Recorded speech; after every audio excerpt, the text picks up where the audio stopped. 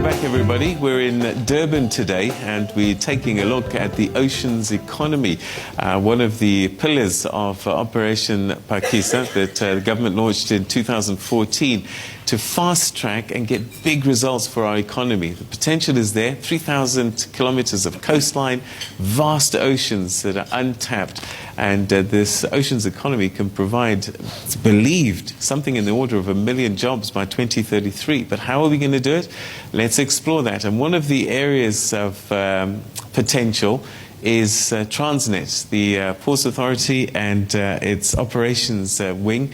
And there you'll find a good number of careers that are being developed, because to make this operation world-class, it requires world-class skills.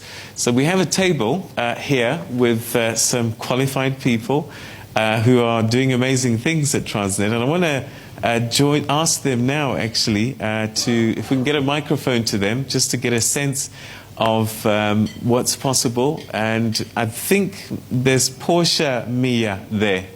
Portia, if you could just stand up and get the microphone. Now, Portia, you're a tug master. Now, what on earth is a tug master? Are you pulling people all day? Good morning, everybody. Okay, let's just check if the microphone's working. Just say something again. Good morning, everybody. Can we get another microphone?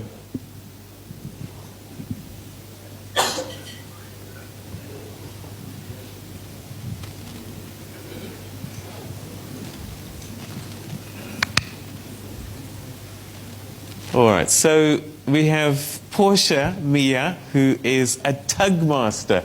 So Portia, tell us, what does a tug master do? Good morning, everybody. Thank you for having me this morning. I am a tug master in the Port of Durban. Basically, I operate a $60 million craft, and I dare say Loteni is one of the best tugs we have in Durban. We help the ships come alongside, because when a big ship comes into port, the water is very shallow. It's not as deep as the ocean. So they need assistance to come alongside or to come off and leave. So our job is to make sure that they dock safely. All right, so you've got a $16 million craft to do this. That's correct. Wow, so you're insured, hey, and you've got power steering. Yes, definitely. All right, so I suppose an analogy, just to help people at home, is that perhaps at the airport, you often have these trucks that pull the planes into various positions, and that's what you do. That's correct. We use a winch that has a towing line. It's a really thick rope and has a really big braking strain. All right, so this is quite a skill, given the value of equipment that you use, but also that you're tugging. How long is the training for something like that? It's quite long. Yeah. You have to be committed and know what you want. Because I first started at DUT, studied maritime studies, went to sea for about 2 years, trained there and qualified as a third mate. So I have a ticket to sail on ships and to be a navigation officer. Once that was done, I came back to the port and trained as a tug master, which takes 2 years. Wow, fantastic. It's great to see. And again, it also a good thing to see is that women are getting involved in doing, I suppose, what was traditionally very male jobs. Well, next to you is Chief Engineer Xoliswa Sidzumo. Xoliswa, if you could get the microphone. So, you know, when we talk engineers, a lot of the times we thinking about people building bridges and fixing roads and buildings. What's a marine engineer? We work in the tugs. We do maintenance, and we run the engine room so that Portia can control it to do whatever she does. So you fix things? Yes, we fix things. All right, so you're not wearing this lovely top. You've probably got overalls when you're... Well, we have to make it look nice. Again, another traditionally male-dominated environment. With people like you, is this changing quite a bit? Yeah, it is changing. Yeah? And even now, people are still not used to females doing it, but Well, I think they're getting used to it. So do they let you do some of the heavy lifting as well?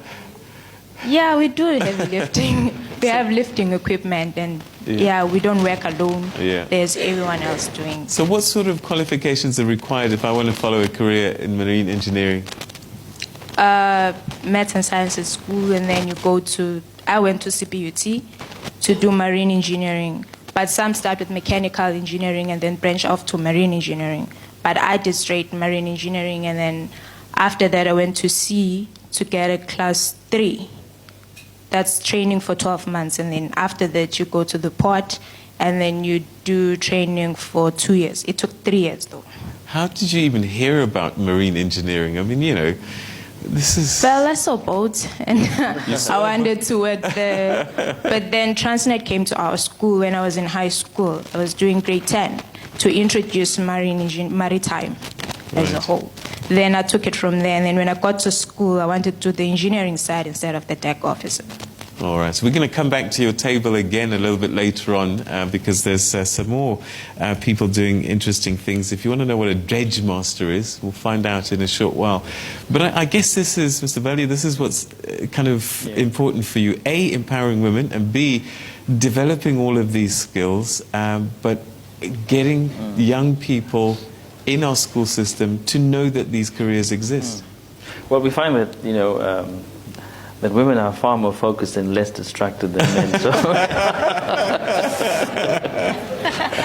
So we're very proud of our ladies here. Yeah. Just to give you some more statistics, last year we had about close to 550 graduates from the Maritime School of Excellence, which is based here in the port, in the old Durban airport, but we've got satellite campuses in Cape Town and in, I think, PE and in Richards Bay. But the interesting point that Mike was making about, you talked about the budget of Transnet, and we have a market demand strategy. So we create capability ahead of demand.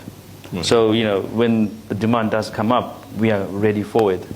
In the ports itself, we have a budget of 60 billion over the next 10 years for that platform and that economic enablement that we want to do in all our different 8 ports. And we have another port that we are looking at building just north of Saldanha, which is called Port Nollet. From scratch? Yes. Well, it used to be a port, but we're just rejuvenating it for the local community there. But the point I want to make is that, we are spending a lot of money in Transnet. When we don't get it from, government coffers, we go out there and we earn that money. And, of course, we want that same type of investment to come from the private sector as well. So, we need to hold hands if we want to really make this economy work, together with Transnet and private sector participation. But the important thing that Mike was talking about was about localization and industrialization in South Africa. And we started with the locomotives that we are building now, and we are building them in Bayat, in Durban. And the thing about localization is that it is actually seamless. The technology can be applied not just to locomotives, but also to tugboats, dredges, all of these vessels that we are building. So we have a number of different shipbuilders in South Africa who are looking at localization. We have put out a contract to one of, and the gentleman that you were referring to, they are building our tugboats. We've got a contract for 9 tugboats with them, built here in South Africa. Wow. So the tugmaster is driving a tugboat that is built in South Africa. Fantastic. Right, by a local company, SA Shipyards. And we are stressing upon them that in terms of the supply development, we want to see an industrial hub being formed around that kind of development, not just in Pretoria, but here in Durban, in Saldanha, etc., etc. So that's very important, and that talks to marine transport manufacturing. So it's a very important thing that we do, because that capability doesn't come easy. There is a great deal of school fees to be paid. It's expensive, but once you get that kind of capability, you start to see a spawning, and it has a catalytic effect on other industries. So that's the kind of thing that we are also encouraging. So the training is the one thing, building capacity and capability out of demand, but also bringing in all the other players, and we are trying to be as inclusive as possible going forward. Brilliant. Okay, well, let's hear some more voices from the floor here, starting with Mike Maduna, who's on table number 2. Let's get a microphone to Michael to get your thoughts on this oceans economy. Michael? Good morning, and thank you for the opportunity. I'd like to ask 2 questions. With the move of smart ports that's taking place at the global stage, what is Transnet doing to improve ports' efficiency, in particular container handling? That's the first question. The second question says, in the country we have a drive for a radical economic transformation. Apart from the expansion of the ports that's currently taking place, what is Transnet using as a technology to reduce road and port congestion? Thank you. Okay, 2 very good questions there. Gentlemen? Okay, let me just take a stab at that as Okay. well. We have come to understand the role of the 4th industrial revolution, which is the digital revolution. And it's part of our pillar, one of our pillars in Transnet, going digital. And I'm glad to say that it's not just talk. We've just completed a proof of concept in the port of Durban, where we looked at a whole range of different sensors and actuators, and we pulled them together. And we call that the smart people's ports. Because for far too long, we have kept the communities away from the ports. Now we want to include them. And at some point in time, we will be having free industrial Wi-Fi, whoever comes within the port precinct. So they would understand what's going on in the port, what opportunities, etc., etc. Now, this Internet of Things that people are talking about is something that we need to embrace. And if we get that embedded in our systems, how much more is it going to improve our efficiencies? And if it does improve our efficiencies, it improves our throughput, which lowers the cost of new business. So, the consequence of embracing that is very important. This smart ports that the gentleman is talking about is something that we're now going to be establishing in all our ports. So, just so that you get an understanding of it, we have now drones in the ports. And we were one of the first ports in the world to introduce drones. Underwater drones, and drones that go around looking at a number of different things that we want to assess. Part of it is congestion in the ports, right? We're also looking at how do we go about using this smart technology to understand where we are in any given ecosystem. We've got the trucks, we've got the straddle carriers, we've got the containers, and there are gigabytes of data that's being generated. And how do we then harness that to form some kind of intelligence for us to make sure that we improve our throughput? So this smart port concept is not something that is new. We have already got the proof of concept bedded down, and now we're going to be rolling it out. So okay, that answers part of the second question, which is the decongestionalization or dealing with congestion. And it can only get worse if we're only at 10% now of world it can only get movement. better. So the congestion problem can get worse, in other words. So you're going to be using this drone technology and other smart technologies to manage that. Yes. Okay, all right. Jabulani Ngubane is on table number 15. Jabulani Ngubane, table number 15. Thank you very much. Morning, everyone. My question is based on security in terms of port terminals. In the last 3 years, we've lost more than 3,000 rhinos in this country. Last year alone in KZN, we've lost 162.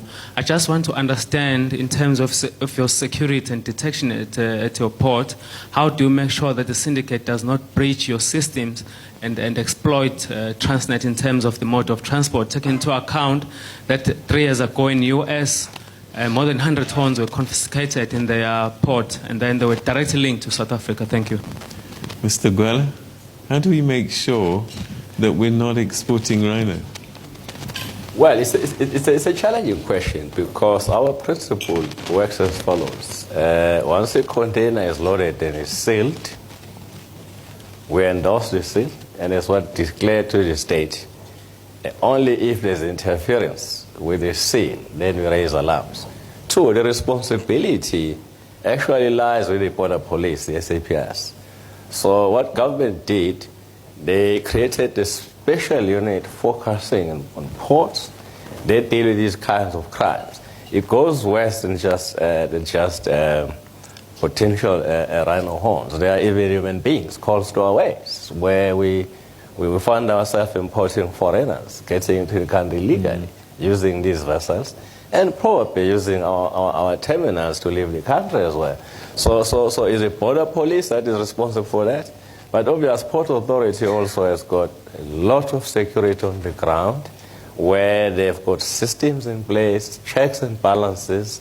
But as we are aware, with those crafts like those that you observe around Medenoff, where there are a host of foreigners that even the state can't deal with them.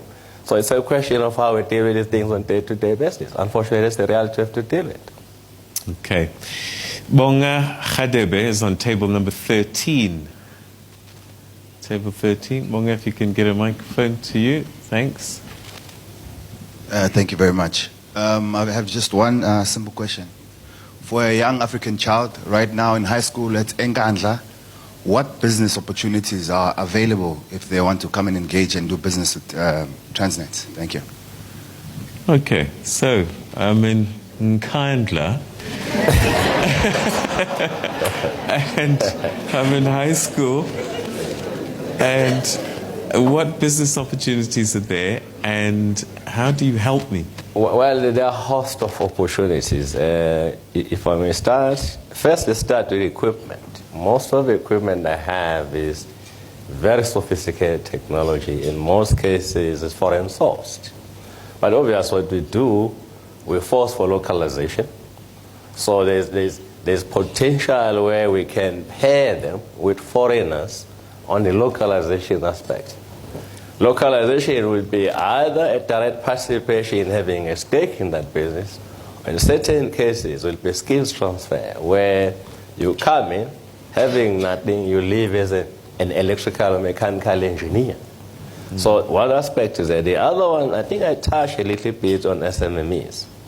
I've said there are areas that are not capital intensive in terms of starting that kind of operation. Those are areas like stevedoring, driving function, and so on. So those areas are available. As I speak to you, probably in the next week or two, there will be a bid out for driving function for the entire country, which will put Elizabeth, East London, and Durban. So that brother or sister, young one at Nkandla, can also put in for that bid, and there's opportunity. So yes, we've got massive, complex jobs, but we also got small scale, less capital intensive, less barrier to entry. All right. Kwesi, your area, the barriers of entry perhaps a little more challenging because the level of skill required is quite high. How are we dealing with this? Where do people even train? Well, indeed, I think I must clear something, Peter. I think when people think of people who work in the peace and security sector, they almost always think that we're basically referring to people that are with the security services, soldiers, police, intelligence, and such like. But I think that what we do is to actually manage information. And this is the information that could be of use to institutions such as Transnet and industry at large, in terms of understanding the reasons for the threats and risks that they face. There was a question that was asked about security. And of course, the answer, I think, was appropriate. It's the responsibility of that specialized South African police border unit and what have you. But what we fail to understand is that by the time the crime has been committed, a chain of events which are not even within South Africa have occurred, which then means that when we're talking about how to exploit the opportunities available in terms of this blue economy in South Africa, we need to be shifting our eyes, casting our eyes beyond our borders. Because by the time this vessel gets to South Africa and it contains all manner of undesirable things, somebody, some authority somewhere would have participated in the commissioning of a particular crime. So when we are looking at the rest of the continent, for example, or specifically, we need to be looking at how industry and some of our institutions would participate and encourage more information sharing, more intelligence sharing, and perhaps more importantly, in the investment in the rest of the continent of some of the capabilities that are world-class that South Africa has. With the number of people that are being trained in South Africa, for example, through Transnet's program, one would think of a variety of countries that would not be in a position to even think of a training program as advanced as this one. Why is it that if South Africa wants to benefit from or unlock the economic potential of the continent in terms of the blue economy, isn't Transnet thinking of developing a joint training program with some of the port authorities across the continent? I can recommend quite a few. So these are the realities of the work that we do. It's not any form of wizardry or anything that much specialized. It's about recognizing that in the instance of the blue economy, there is a lot of information that is not science or that is not technically inclined that is required in order for the decision makers that lead this particular sector to take into consideration. Okay, all right. We'll take another break, and then when we come back, I want to get a sense of the private sector, some of the challenges they're facing and what their thoughts are. We have a few people here from shipping associations, shipbuilders as well. Let's get their thoughts and also meet a dredge master. All of that coming up.